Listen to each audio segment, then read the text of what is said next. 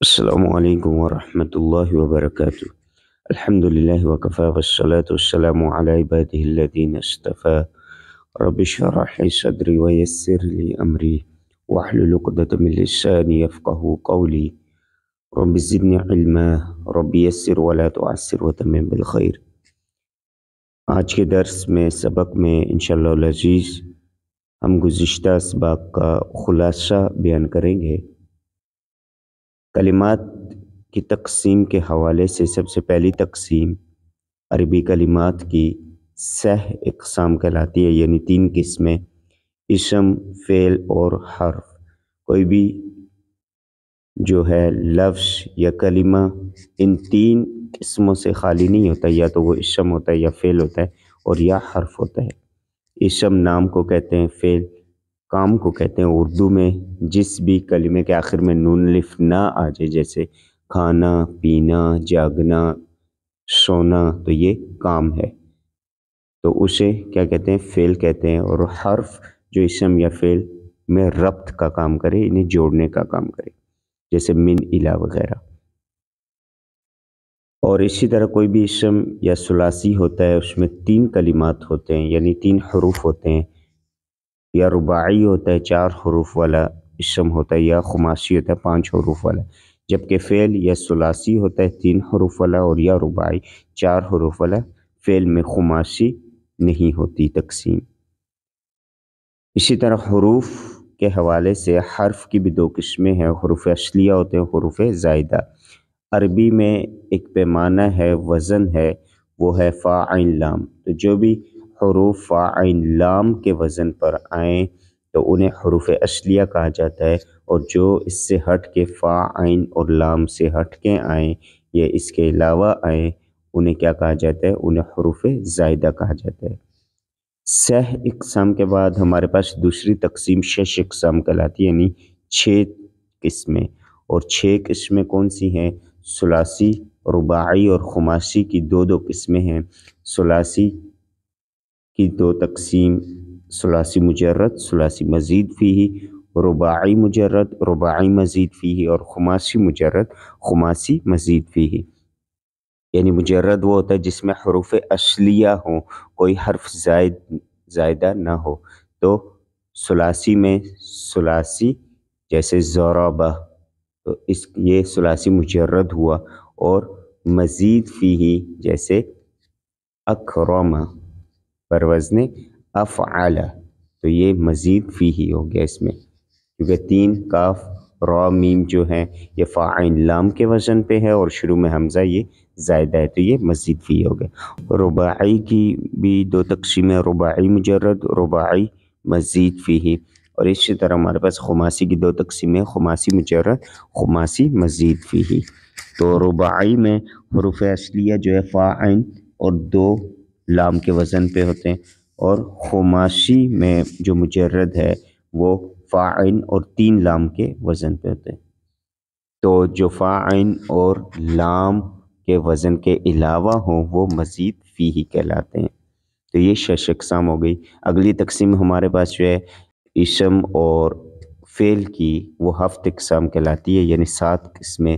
وہ جو فارسی کا ایک شعر ہے: صحیح است و مثال است و مضاعف، لفیف و ناقص محموز و اجوف۔ تو یہ 7 قسمیں ہیں، کوئی بھی اسم یا فعل ان 7 قسموں سے باہر نہیں ہوتا۔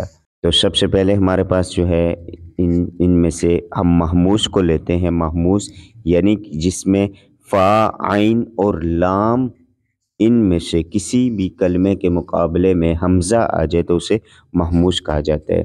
جب شروع میں آئے فا کے مقابلے میں جو ہے کسی کلمے میں حمزہ آئے تو اسے محموز الفا کہیں گے۔ جب عین کلمے کے مقابلے میں آئے محموز العین، جب لام کلمے کے مقابلے میں آئے محموز اللام۔ محموز کے بعد اگلی چیز جو ہے ہمارے پاس مضاعف۔ ایک ہی جنس کے 2 حروف آ جائیں تو اسے مضاعف کہا جاتا ہے۔ اس کے بعد ہے ہمارے پاس مثال۔ مثال کہتے ہیں اگر فا کلمے کے مقابلے میں حرف علت آ جائے تو اسے مثال کہا جاتا ہے، اور یہ کبھی واو کے ساتھ واو حرف علت آتا ہے اور یا آتا ہے، تو اسے مثال واوی اور مثال یائی بالترتیب کہا جاتا ہے۔ مثال کے بعد ہمارے پاس اجوف ہے. اجوف یعنی کہ اگر عین کلمے کے مقابلے میں حرف علت آ جائے تو اسے اجوف کہا جاتا ہے. اور اسی طرح اگر لام کلمے کے مقابلے میں حرف علت آ جائے تو اسے ناقص کہا جاتا ہے. مثال میں کیا ہوتا ہے؟ مثال میں فا کلمے کے مقابلے میں حرف علت اجوف میں، درمیان میں یعنی عین کلمے کے مقابلے میں، اور ناقص میں یا کلمے کے مقابلے میں حرف علت ہوتا ہے. پھر ہمارے پاس لفیف ہے، اور لفیف کی دو تقسیمیں ہیں، لفیف مفروق اور لفیف مقرون. لپیٹنا تو حروف اصلیہ کو جب اس کے ساتھ لپیٹ لیا جائے حروف علت کے ساتھ، یعنی کہ جب دو حروف اصلیہ حروف علت ہوں تو اسے لفیف کہا جائے گا. جب فا اور لام کلمے کے مقابلے میں ہو یعنی درمیان میں گیپ ہو، ایک حرف اصلی جو ہے وہ حرف علت نہ ہو تو اسے ہم لفیف مفروق کہتے ہیں. اور اگر دو کلمے جو ہے وہ کیا ہوں، دو کلمے ساتھ میں ملے ہوئے حرف علت ہوں تو اسے کہتے ہیں لفیف مقرون. تو لفیف کسے کہتے ہیں؟ جس میں دو حروف اصلیہ کیا ہوں، حروف علت ہوں. آخری ہمارے پاس تقسیم جو ہے وہ صحیح ہے. اور صحیح کیا ہے؟ جس میں گزشتہ تمام 6 قسمیں نہ پائی جائیں، یعنی یہ کلمات نہ مضاعف ہوں، نہ حمزہ دیا ہوا ہو محموز ہو، نہ جو ہے یہ لفیف ہوں، اور نہ ہی جو ہے کیا ہو مثال اجوف ناقص وغیرہ. تو ان چیزوں سے صاف کلمہ جو ہو وہ کیا کہلاتا ہے؟ وہ صحیح کہلاتا ہے. پھر اگلی تقسیم ہمارے پاس اسم کی باعتبار ذات کے ہے کہ اسم یا جامد ہوتا ہے یا مصدر ہوتا ہے اور یا مشتق ہوتا ہے. جامد یعنی نہ خود کسی سے بنے نہ اس سے کوئی جو ہے کلمہ بنے، اور مصدر وہ ہوتا ہے کہ جو خود تو نہیں بنتا کسی سے لیکن اس سے کلمات نکلتے ہیں، بنتے ہیں. اور مشتق جو خود بھی کسی سے بنے اور اس سے بھی کلمات بنے. تو مصدر سے جو ہے مزید اہل لغت جو ہے 12 کم و بیش چیزیں نکالتے ہیں، کلمات کا اشتقاق کرتے ہیں. اور وہ کلمات کیا ہے؟ ان کی تقسیم جو ہے، یہ ہمارا آخری سبق تھا. وہ مشتقات کیا چیزیں ہیں؟ وہ مشتقات یا وہ کلمات جو ہیں وہ ہے ماضی، مضارع، اسم فاعل، اسم مفعول، جحد، نفی، امر، نہی، اسم اعلیٰ، اسم تفضیل، ظرف زمان، ظرف مکان. اور اس میں جو ہے ہم فعل تعجب بھی ایڈ کر سکتے ہیں. تو اس طرح یہ 12 سے 13 تقسیمیں پائی جاتی ہیں. تو عام طور پہ یہی 13 اور بعض جگہ پہ آپ کو یہ 12 تقسیمات ملتی ہیں جو اہل لغت کسی مصدر سے اشتقاق کرتے ہیں. تو یہ گزشتہ اسباق کا خلاصہ تھا.